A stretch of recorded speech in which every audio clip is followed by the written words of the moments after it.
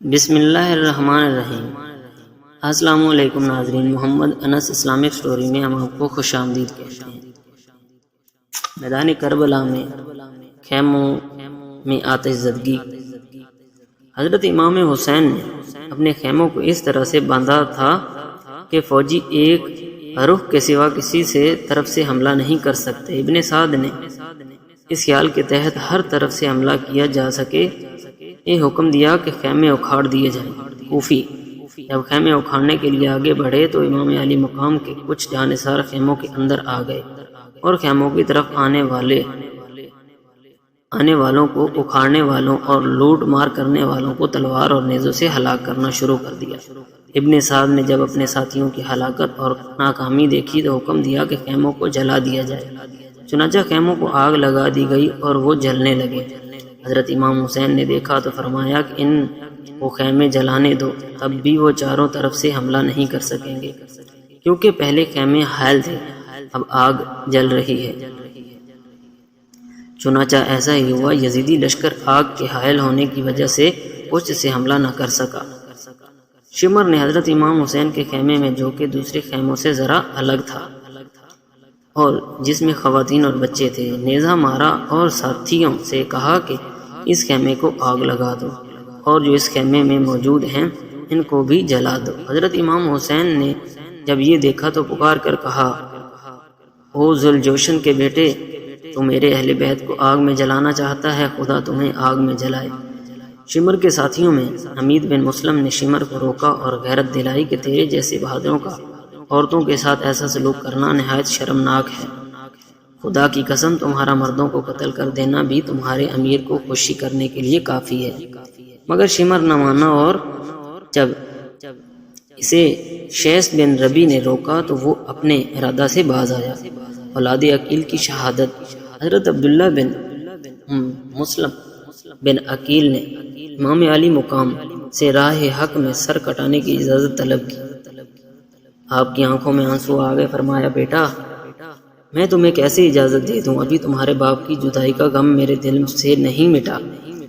عرض کیا کہ میں اپنے باپ کے پاس جانے کے لیے بے قرار ہوں۔ حضرت امام حسین نے ان کا شوق شہادت دیکھ کر ان کو اجازت دے دی۔ ہاشمی نوجوان نے میدان میں آ کر مقابلے کے لیے پکارا۔ کوفی لشکر سے قدامہ بن اسد، جو بڑا بہادر سمجھا جاتا تھا، آپ سے لڑنے کے لیے آیا۔ تھوڑی دیر تک دونوں میں تلوار چلتی رہی۔ آخر عبداللہ نے تلوار کا ایسا وار کیا اور وہ کھیرے کی طرح کٹ کر زمین پر آ گرا۔ پھر کسی کی ہمت نہ ہوئی کہ وہ تنہا آپ کے مقابلے میں آتا۔ آپ شیر ببر کی طرح ان پر حملہ آور ہوئے، صفوں کو درہم برہم کرتے ہوئے گھستے چلے گئے۔ بہت سو کو زخمی کیا اور کئی ایک کو جہنم میں پہنچا دیا۔ آخر نوفل بن مزاحم امیری نے آپ کو نیزہ مار کر شہید کر دیا۔ حضرت جعفر بن عقیل نے اپنے بھتیجے حضرت عبداللہ بن مسلم کی شہادت کے بعد اشک بار آنکھوں کے ساتھ میدان میں آئے اور یہ رجز پڑی کہ میں مکہ کا رہنے والا ہوں، ہاشمی نسل اور غالب گھرانے کا ہوں۔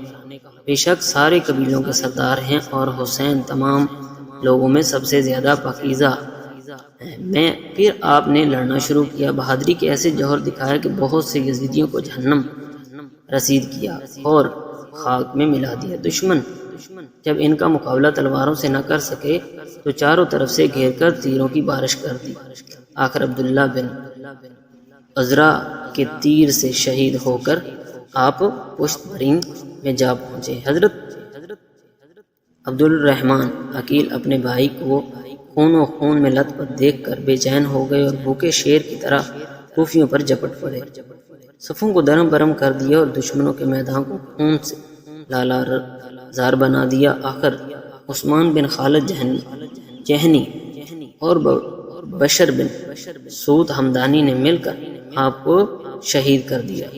دونوں بھائیوں کی شہادت کے بعد حضرت عبداللہ بن عقیل شیر ببر کی طرح میدان میں کود پڑے اور شمشیر زنی کے وہ جوہر دکھائے کہ بڑے بڑے بہادروں کے دانت کھٹے کر دیے اور بہت سے کوفیوں کو جہنم میں پہنچا دیا۔ آخر میں عثمان بن خالد جہنمی اور بشر بن سود ہمدانی کے ہاتھوں شہید ہوئے۔ فرزندان علی کی شہادت، اولاد حضرت عقیل کی شہادت کے بعد حضرت علی مشکل کشا کے فرزندوں کی باری آئی۔ حضرت محمد بن علی جو اسما بنت خسیمہ کے بطن سے تھے، امام علی مقام سے اجازت لے کر میدان میں آئے، اپنی بہادری کے جوہر دکھائے اور بہت سے دشمنوں کو قتل کیا۔ آخر قبیلہ بنی ابان کے ایک آدمی نے آپ کو زخمی کیا اور جب آپ زمین پر گر گئے تو اس نے آپ کا سر تن سے جدا کر دیا۔ اب حضرت عثمان بن علی، حضرت عبداللہ بن علی اور حضرت جعفر بن علی کھڑے ہوئے۔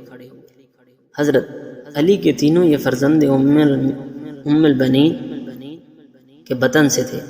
امام علی مقام کے ایسے وفادار جانثار تھے کہ جب شمر بن عبداللہ ابن زیاد کا خط لے کر کربلا کی طرف روانہ ہو رہا تھا تو عبداللہ نے بن ابی محل جو ام البنین کا بھتیجا تھا، اس نے ابن زیاد سے کہا کہ تمہارے خاندان کی ایک لڑکی کی فرزند امام حسین کے ساتھ ہیں، آپ ان کے لیے امان نامہ لکھ دیجیے۔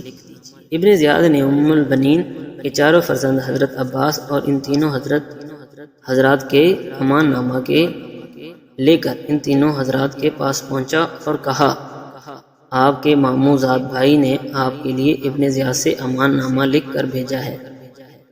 ان چاروں غیرت والے بہادر نوجوانوں نے یک زبان کہا، ہمارے بھائی کو ہماری طرف سے سلام کہہ دینا اور کہنا کہ ہم کو ابن زیاد کی امان کی ضرورت نہیں، خدا تعالیٰ کی امان ہمارے لیے کافی ہے۔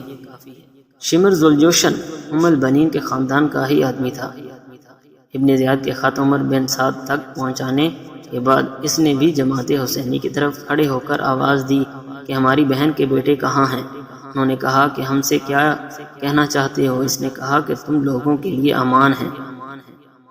ان نوجوانوں نے جواب دیا، خدا کی پھٹکار ہو تجھ پر اور تیری امان پر کہ تیری امان ہمارے لیے فرزندان رسول صلی اللہ علیہ وآلہ وسلم کے لیے نہیں ہے۔ پھر حضرت عباس نے یہ تینوں بھائی ایک ایک کر کے میدان میں جاتے ہیں اور ہر ایک سینکڑوں کوفیوں پر بھاری ہوتا ہے۔ حیدری طاقت سے یزیدی لشکروں کی صفوں کو درہم برہم کر دیتے ہیں اور آخر کار بہت سے یزیدیوں کو قتل اور زخمی کرنے کے بعد فرزند رسول صلی اللہ علیہ وآلہ وسلم اپنی جان قربان کر دیتے ہیں۔ جزاک اللہ خیر۔